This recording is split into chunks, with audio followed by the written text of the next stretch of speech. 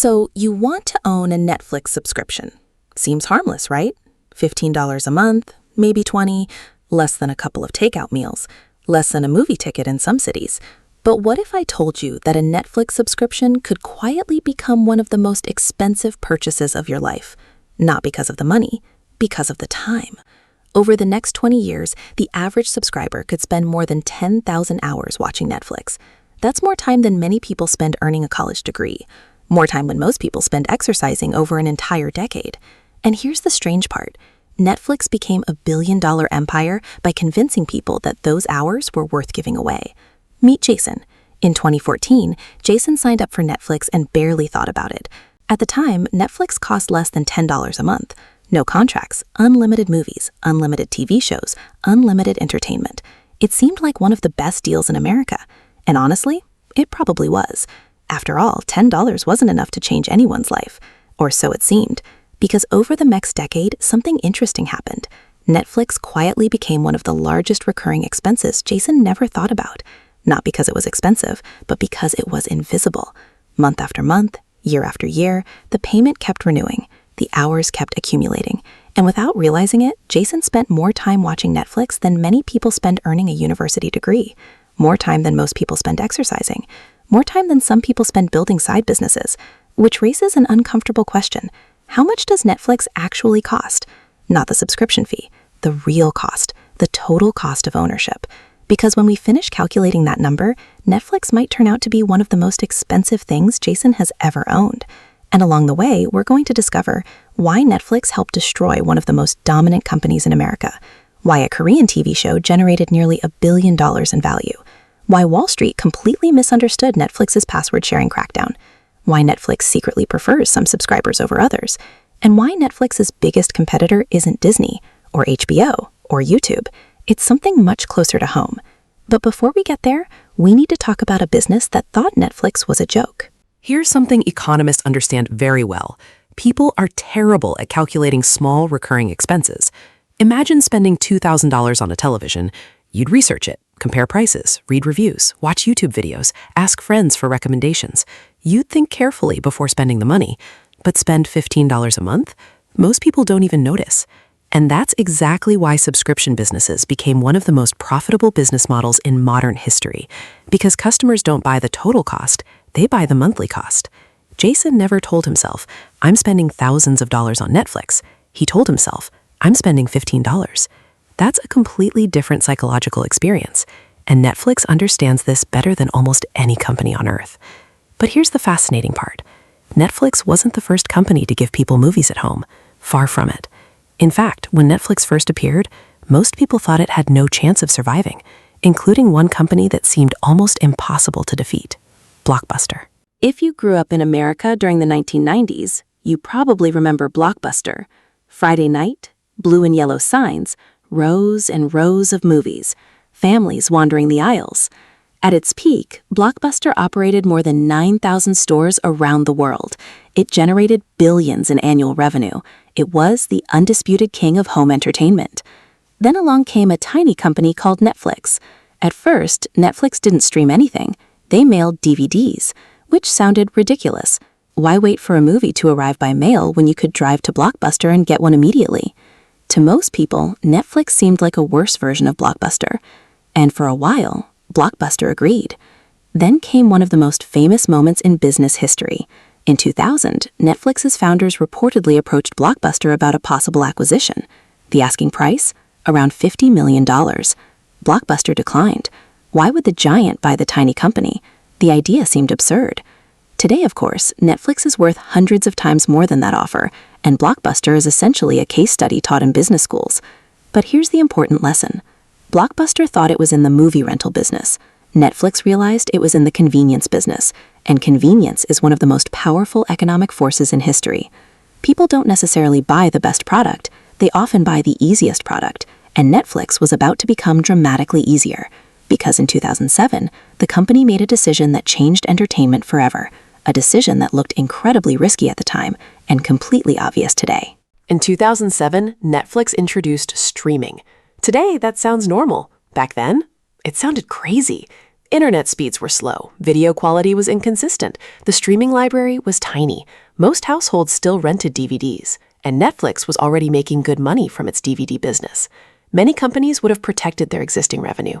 Netflix did the opposite. They disrupted themselves because management saw something most people missed. Consumers didn't actually want DVDs. They wanted entertainment. The DVD was merely the delivery system. Once a better delivery system arrived, the DVD became irrelevant. This idea seems obvious now, but at the time it was revolutionary, and it helped Netflix eliminate one of the biggest hidden costs in entertainment: friction. No driving, no late fees, no returning movies, no store visits, no waiting. Just press play. And suddenly, Netflix wasn't competing against Blockbuster anymore. It was competing for something far more valuable: your attention. And that's where the economics become really interesting. Netflix doesn't sell movies. Netflix doesn't sell TV shows. Netflix doesn't even sell entertainment. Netflix sells attention. Think about it. Every hour you spend watching Netflix is an hour you aren't spending somewhere else. Not on TikTok, not on YouTube, not reading, not working, not exercising, not sleeping. This is why Netflix CEO Reed Hastings once suggested that Netflix's biggest competitor was sleep. It sounds like a joke, but economically, it's surprisingly accurate because attention is finite. Everyone gets the same 24 hours. Netflix wants as many of those hours as possible. And that leads us back to Jason, because now we can finally calculate the first hidden cost of owning Netflix, and the number is bigger than most people expect. Let's start with the easy part: money. Suppose Jason pays an average of $15 per month. Over a year, that's $180. Over 10 years, about $1,800. Over 20 years, approximately $3,600. Not insignificant, but not shocking either. Now let's calculate time. Assume Jason watches Netflix for 90 minutes each day. That's roughly 547 hours per year. Over 20 years, more than 10,900 hours. Think about that for a moment. More than 456 full days. More than an entire year of continuous viewing. Suddenly, Netflix doesn't look like a $15 purchase anymore. It looks like a decade-spanning commitment. And here's where economists introduce a powerful concept: opportunity cost. The value of the next best alternative. What else could those 10,900 hours have become? A second language? A business? A degree? A fitness transformation? We don't know. Nobody does. But that's exactly what makes opportunity cost so fascinating. Every choice creates invisible trade-offs, and Netflix has become incredibly good at convincing people that its trade-off is worth making. In fact, the company spends billions of dollars every year trying to make that argument. Which raises another question. Why would Netflix spend over $17 billion annually on content? The answer begins with a Korean television show almost nobody expected to become a global phenomenon. By 2021, Netflix had already become one of the most powerful entertainment companies in the world. It had hundreds of millions of subscribers, a massive content budget, and a growing list of original hits. But even Netflix didn't know what was about to happen next. A Korean survival drama called Squid was released with relatively modest expectations. The first season reportedly cost around $21 million to produce. For Netflix, that wasn't unusual. The company releases hundreds of shows and movies every year. Most generate little attention. A few become hits. But Squid Game was different. Within weeks, it became a global phenomenon. People were talking about it at work, posting about it on social media, creating memes, making reaction videos. Even people who had never watched Korean television were suddenly discussing it. And according to figures Netflix later shared internally, the company estimated the show generated nearly $900 million in impact value. Think about that. A $21 million production creating almost $1 billion in value. That's the kind of return venture capitalists dream about. But here's the part many people misunderstand. Netflix wasn't earning billions because viewers purchased tickets, or bought DVDs, or paid extra to watch the show. That's not how the business works. The real value came from something else. People subscribed. People stayed subscribed. People returned after canceling. And suddenly we arrive at one of the most important ideas in Netflix's business model. Netflix isn't buying shows. Netflix is buying retention. A show isn't successful because people watch it. A show is successful because people keep paying after they watch it. That's a very different economic equation. And it leads to one of the strangest truths about Netflix, a truth that most subscribers never realize. That statement sounds ridiculous, but stay with me. Imagine two subscribers. Jason watches Netflix every single day, 3 hours per day, every day. His neighbor Mike watches Netflix twice a month, maybe a movie on a Saturday, a couple episodes on a Sunday. That's it. Who is more valuable to Netflix? Most people immediately answer, Jason. After all, he's using the service far more. He's engaged, he's loyal, he's getting tremendous value. But economically, the answer isn't so obvious, because both subscribers pay exactly the same monthly fee. Netflix receives the same revenue, yet Jason consumes dramatically more content, more streaming bandwidth, more recommendation processing, more platform usage, more resources overall. Meanwhile, Mike barely uses the platform, yet he continues paying. From a profitability standpoint, Mike may actually be the better customer. This is one of the strange realities of subscription businesses. The goal isn't maximizing usage. The goal is minimizing cancellations. Think about a gym membership. Many gyms make money from people who rarely show up. Netflix operates under a surprisingly similar principle. The company doesn't necessarily want you watching every second. The company wants you paying every month. And that's why Netflix spends billions creating a steady stream of new content. Not because every show must be watched, but because every show gives subscribers another reason not to leave. Which brings us to one of the most controversial decisions in Netflix history, a decision that many experts believed would backfire spectacularly. For years, Netflix looked the other way. Friends shared passwords, families shared passwords, roommates shared passwords, former roommates shared passwords. At one point, Netflix estimated that over 100 million households were accessing the platform through shared accounts. That's an astonishing number. Imagine building one of the world's largest entertainment businesses and then discovering that a population larger than Germany is watching without paying. For years, investors debated the issue. Should Netflix crack down or tolerate it? Eventually, Netflix made its choice. The company began restricting password sharing and encouraging users outside the household to create their own accounts. The backlash was immediate. Social media exploded. News headlines predicted disaster. Commentators claimed customers would leave. Analysts warned growth would slow. Wall Street became nervous. Then something unexpected happened. Subscriber growth accelerated. Revenue increased. The stock recovered. And Netflix emerged stronger than before. Why? Because the crackdown revealed something important. People weren't staying because Netflix was cheap. People were staying because Netflix was valuable. Those are not the same thing. A cheap product is easy to replace. A valuable product is harder to walk away from. And Netflix had spent years building enough value that millions of users ultimately decided paying was easier than leaving. That's called pricing power. And pricing power is one of the most valuable assets a business can possess. But Netflix wasn't finished evolving, because another surprising transformation was already underway, one that would have seemed impossible a decade earlier. Remember what made Netflix famous? No commercials. That was one of the biggest selling points. Cable television interrupted your show every few minutes. Netflix didn't. Cable bombarded viewers with advertising. Netflix didn't. For years, Netflix positioned itself as the escape from traditional television. Then something changed. The economics changed. Growth slowed, competition increased, and suddenly, Netflix began offering advertising-supported plans. At first glance, this looked like a contradiction. Wasn't Netflix supposed to be the anti-cable company? Yes, but economics doesn't care about branding. Economics cares about incentives. Some customers won't pay more, but advertisers will, and that changes everything. Suddenly, Netflix could earn revenue from subscribers and advertising simultaneously, the same business model that helped build television decades earlier. Ironically, many disruptors eventually become partially similar to the industries they replaced. Airlines copied ideas from railroads. Streaming borrowed ideas from television. Netflix spent years attacking advertising, then discovered that advertising could be extremely profitable. And that realization reveals something deeper. Netflix isn't really a streaming company. It's an attention company. Wherever attention goes, revenue eventually follows. Which leads us to perhaps the most important question in the entire video. What exactly does Jason own after all these years? The answer is surprisingly uncomfortable. Let's return to Jason. Over 20 years, he might spend roughly $3,600 on Netflix subscriptions.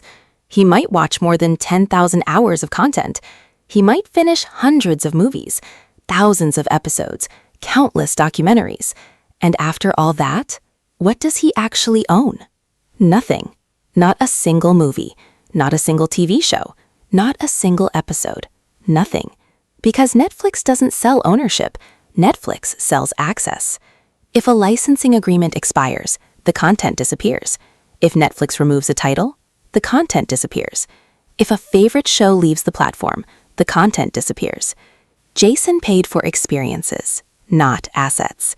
And this is where the story becomes bigger than Netflix. Because Netflix isn't unique. Spotify does it with music. Adobe does it with software. Microsoft increasingly does it with productivity tools. Cloud gaming services do it with video games. Even automobile manufacturers have experimented with subscription-based features. For most of modern history, consumers accumulated assets: books, CDs, DVDs, software, movies. Today, consumers increasingly accumulate subscriptions. The economy is shifting from ownership to access, and Netflix helped lead that transformation. But now we arrive at the final question. Was it worth it? After all the money, all the time, all the trade-offs, was Netflix actually a good investment? The answer is more complicated than you might think. Here's the strange thing. Everything we've discussed so far sounds negative. Thousands of dollars, thousands of hours, opportunity costs, attention capture, subscription dependency. But that's only half the story, because Netflix may also be one of the greatest entertainment bargains ever created. Think about the alternatives. A movie ticket in America can easily cost $15 to $20. A family trip to the theater might cost $50 or more. A concert could cost hundreds. A sporting event could cost even more. Meanwhile, Netflix delivers hundreds of hours of entertainment each year for a fraction of that cost. In terms of entertainment per dollar, few products in history can compete. And that's what makes Netflix so fascinating economically. The same service can simultaneously be one of the cheapest forms of entertainment ever created and one of the most expensive habits ever created. Both statements are true, because the answer depends entirely on what you compare it against. If the alternative was boredom, Netflix was an incredible deal. If the alternative was something more valuable, the hidden cost becomes much larger. And that's why the economics of owning Netflix isn't really about subscription fees. It's about trade-offs. The trade-off between convenience and ownership, between entertainment and productivity, between immediate enjoyment and future possibilities. Every subscriber makes that calculation differently. Most simply don't realize they're making it. So, let's go back to Jason. He thought he was buying a streaming service. What he was really buying was access. Access to stories, access to entertainment, access to thousands of hours of content. Over time, that access cost him a few $1,000s, but it also cost him something far more valuable: time, more than 10,000 hours of it. And that's the lesson hidden inside Netflix's business model. The monthly subscription isn't the real price. It's just the visible price. The real cost includes attention, habit, opportunity cost, and the countless alternatives those hours could have become. The strange thing about Netflix is that it may be one of the best entertainment products ever created and one of the most expensive recurring habits ever created at the same time. Because whether Netflix ultimately cost Jason $3,600 or $10,000 depends entirely on what those 10,000 hours would have become otherwise. So now I'm curious, how long have you been subscribed to Netflix? And if you added up every dollar and every hour you've spent, would you consider it money well spent? Let me know in the comments. And if you enjoy uncovering the hidden economics behind the products, subscriptions, assets, and industries that shape our everyday lives, from streaming platforms and smartphones to airplanes, luxury goods, and billion-dollar businesses, subscribe to Economics Writer, because every product has a price, but the most interesting costs are usually the ones you never see.